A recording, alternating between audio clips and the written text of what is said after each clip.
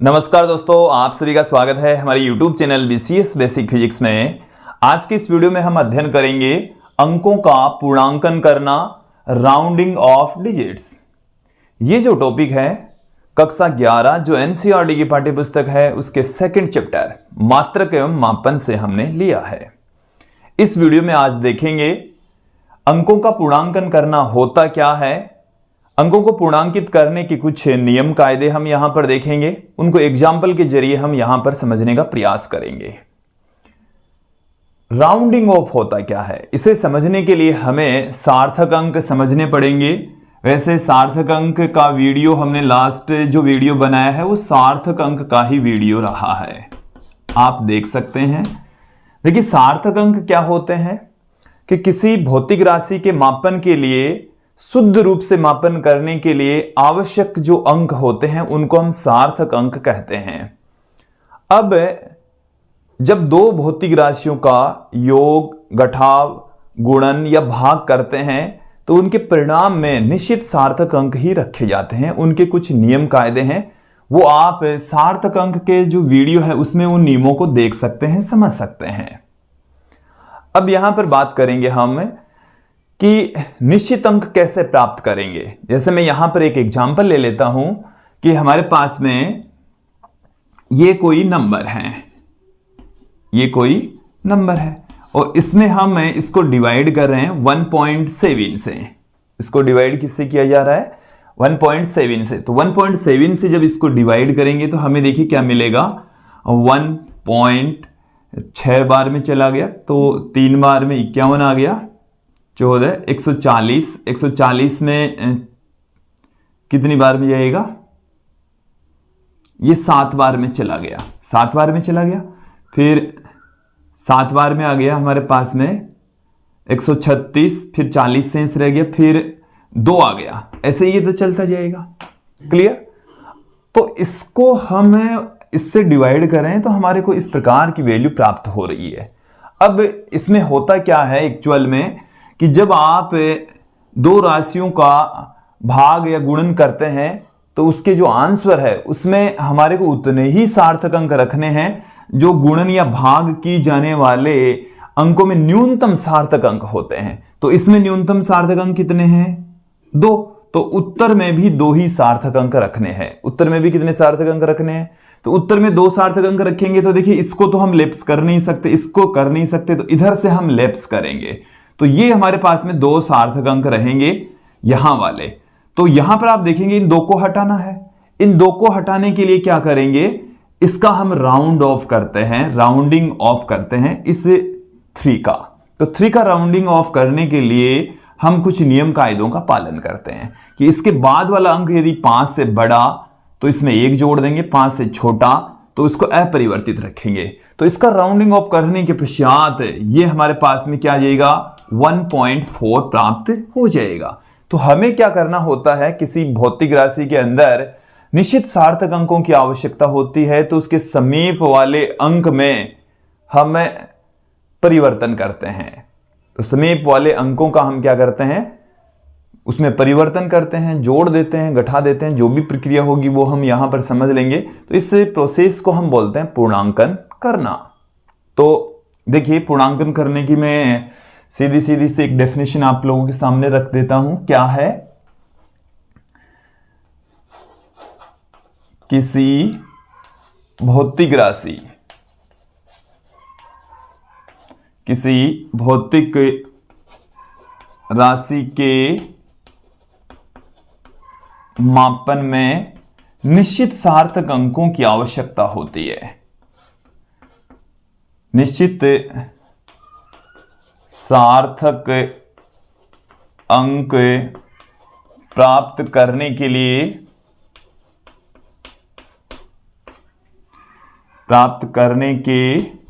लिए समीपता का सिद्धांत लगाते हैं या समीप के अंक में परिवर्तन करते हैं। प्राप्त करने के लिए समीपता का सिद्धांत लगाते हैं। मैं यहां पर समीप के अंक में परिवर्तन करते हैं।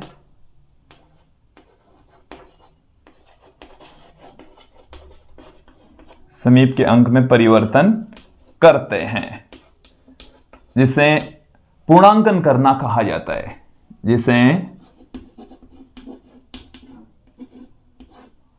जिसे पूर्णांकन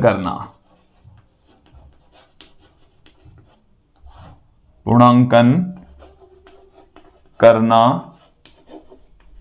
कहा जाता है। इसे हम क्या कहेंगे? पूर्णांकन करना कहेंगे। क्लियर?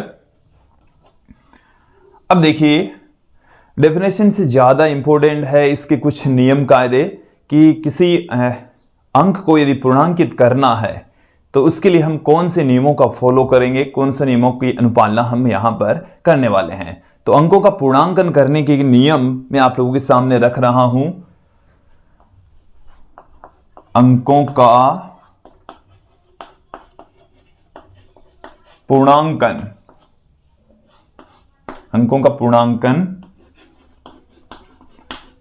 करने के नियम, अंकों को पूर्णांकित करने के लिए जो कुछ नियम कायदे हैं वो अब हम यहां पर देख लेते हैं। देखिए, पहला नियम क्या है कि जिस अंक को पूर्णांकित करना है उसके बाद वाला अंक यदि 5 से छोटा है तो उसमें हम कोई बदलाव नहीं करेंगे, कोई परिवर्तन नहीं करेंगे। तो देखिए, नियम देख लीजिए। जिस अंक को पूर्णांकित करना है, जिस अंक को पूर्णांकित करना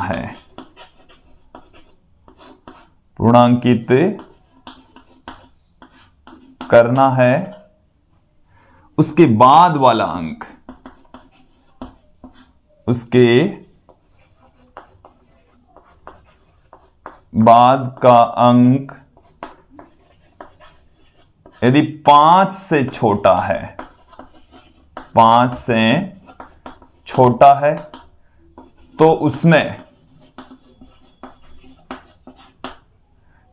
उसमें कोई परिवर्तन नहीं करते, कोई परिवर्तन नहीं करते हैं। और देखो, जिस अंक को पूर्णांकित कर रहे हैं उसके बाद वाला अंक यदि 5 से बड़ा है तो उसमें हम 1 जोड़ देंगे। तो उसमें हम क्या करेंगे? 1 जोड़ दिया जाता है। तो देखिए, कोई परिवर्तन नहीं करते हैं। इसके एग्जाम्पल आप पहले समझ लीजिए। मैं यहां पर ही इसके साथ में ही दूसरा नियम भी इसका, जो जिस अंक को पूर्णांकित करना है उसके बाद वाला अंक यदि 5 से बड़ा है तो उसमें 1 जोड़ देंगे।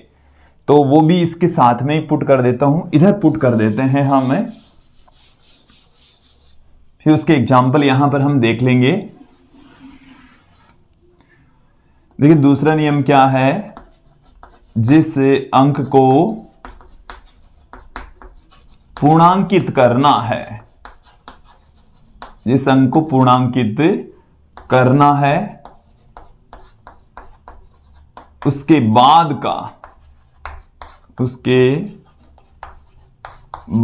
का अंक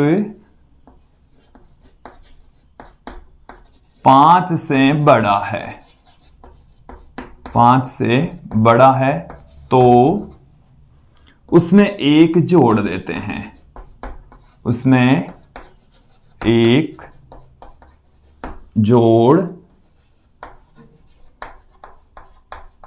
देते हैं।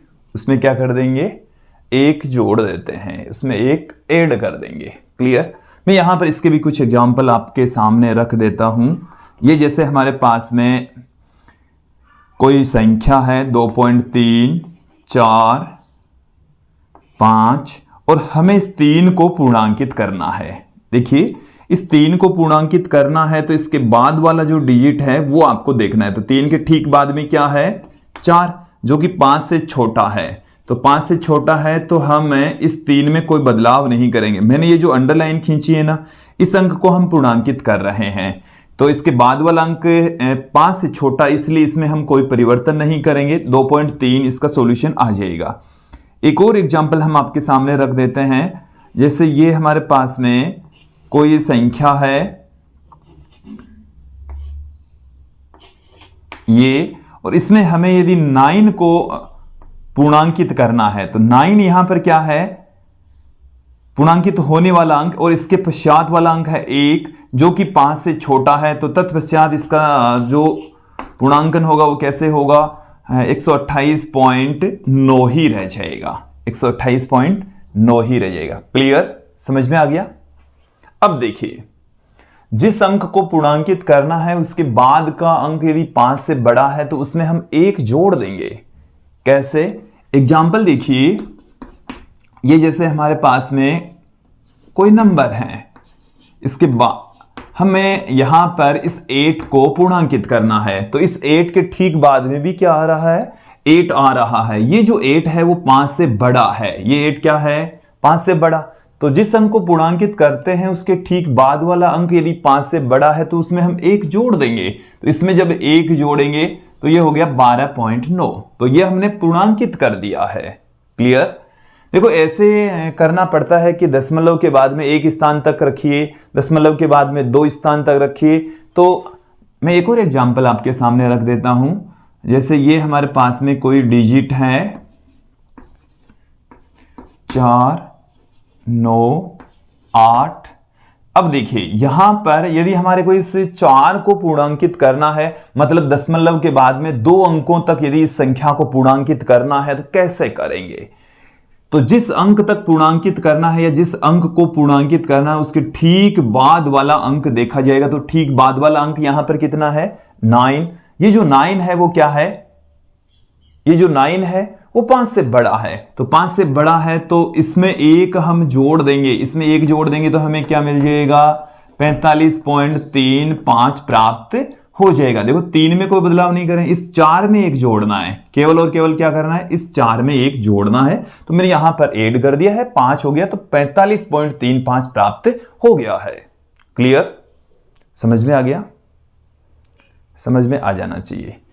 अब देखिए, अब देखो ये तो थे दोनों नियम थे, जब 5 से राशि छोटी है 5 से बड़ी है, एकदम क्लियर नियम है, इसमें कोई दो राय नहीं है। इसमें हमें क्या करना है क्या नहीं करना है एकदम सुस्पष्ट हो जाता है।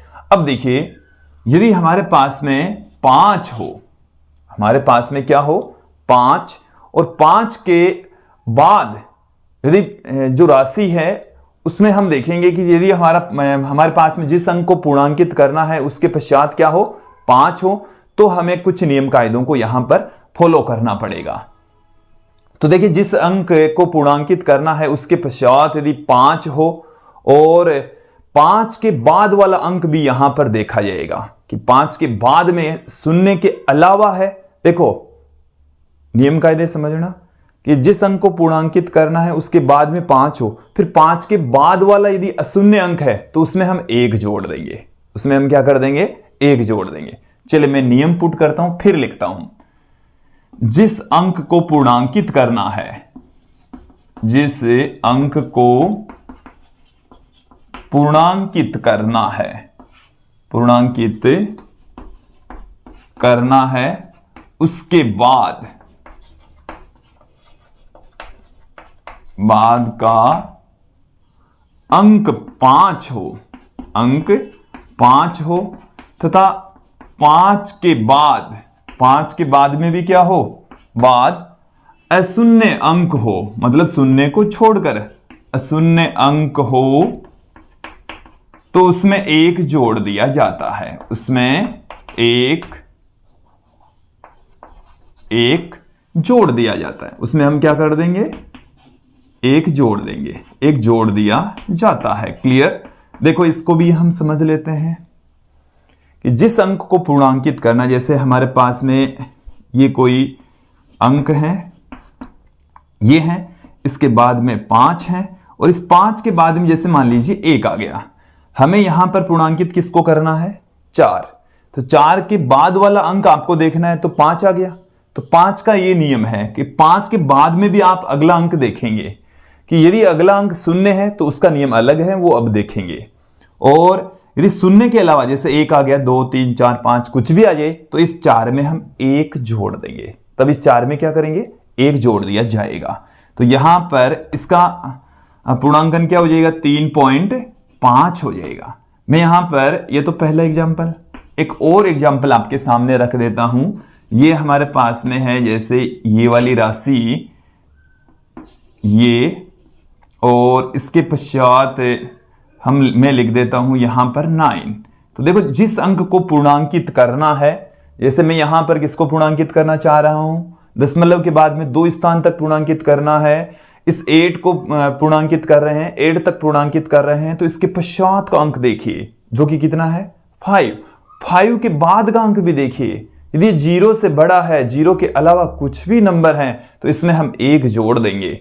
इसका मतलब यह हो गया कि यदि यहां पर 5 आए तो 5 के बाद वाला अंक भी देखना पड़ेगा। और कई बार ऐसा भी होता है कि हमारे पास में सिर्फ 5 होता है, बाद का अंक होता ही नहीं है, तो उसका भी मैं आपको समझाऊंगा, उसका सॉल्यूशन हम किस प्रकार से करेंगे। यदि ऐसा है तो क्या करना है, ऐसा है तो इसमें हम 1 जोड़ देंगे। तो ये आ गया हमारे पास में 87.79। क्लियर? ये नियम भी आपको स्पष्ट हो जाना चाहिए। अब देखिए 5 का जो नियम है वो भी समझ लीजिए कि जिस अंक को पूर्णांकित करना है उसके बाद का अंक 5 हो और 5 के बाद में 0 आए, तो हमें पूर्णांकित करने वाले अंक को देखना अब की बार। यदि वो सम है तो उसमें कोई चेंजेस नहीं करेंगे, विषम है तो उसमें 1 जोड़ देंगे। देखिए बहुत इंटरेस्टिंग रूल है। जिस अंक को पूर्णांकित करना है, जिस अंक को पूर्णांकित करना है, पूर्णांकित करना है, उसके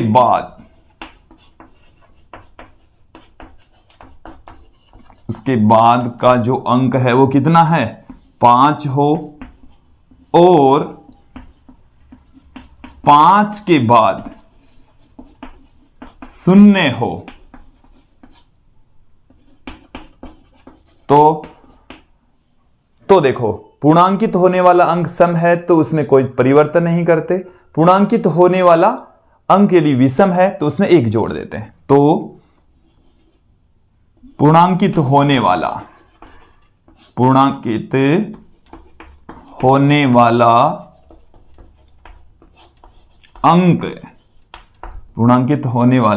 अंक सम है तो वह अपरिवर्तित रखेंगे, तो वह अपरिवर्तित रहता है तथा पूर्णांकित होने वाला अंक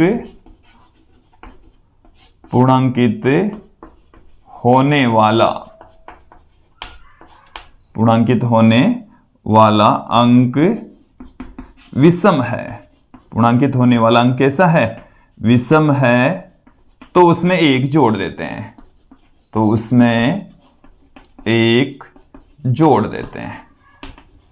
देखो एग्जाम्पल के जरिए इस नियम को हम समझ लेते हैं। एक बार इस नियम को आप देख लीजिए, यहां पर अच्छे से समझ लीजिए क्या है नियम, कि जिस अंक को आपको पूर्णांकित करना है उसके बाद में 5 है, 5 के बाद में 0 है, तो आप फिर वापस लौट आइए जिस अंक को पूर्णांकित करना है उस पर।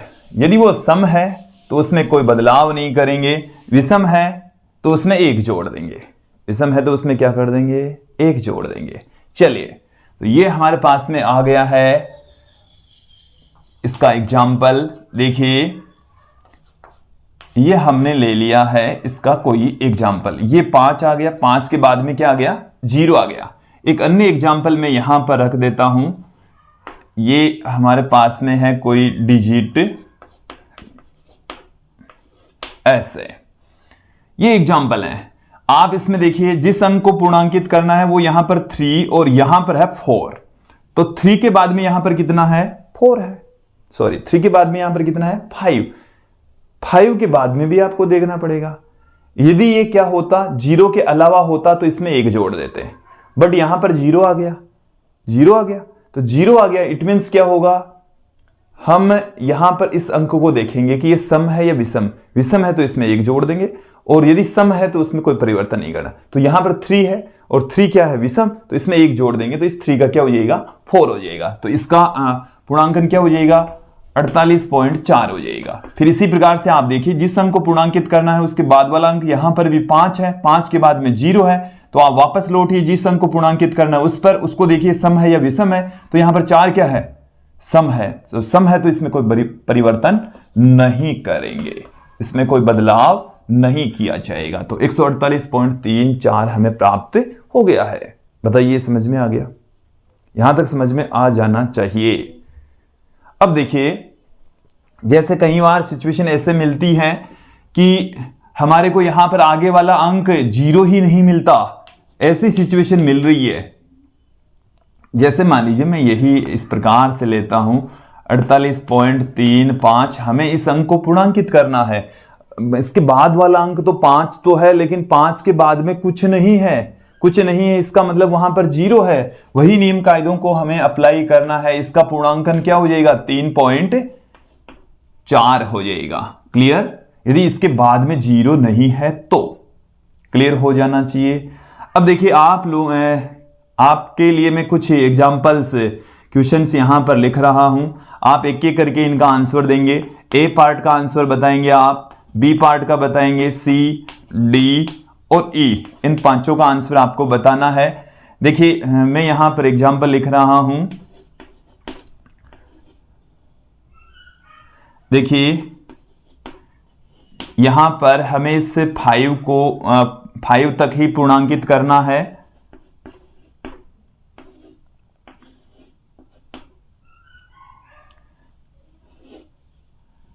इस 8 तक पूर्णांकित करना है।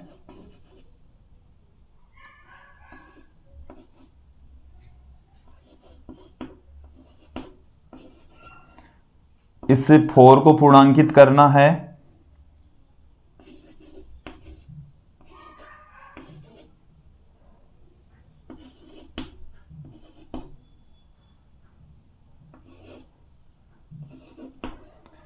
इस 8 को पूर्णांकित करना है।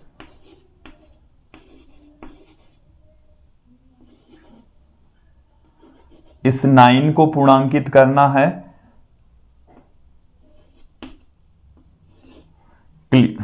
चलिए, आप 5 एग्जाम्पल आप करेंगे और इनके सॉल्यूशन आप कमेंट बॉक्स में जरूर कीजिए।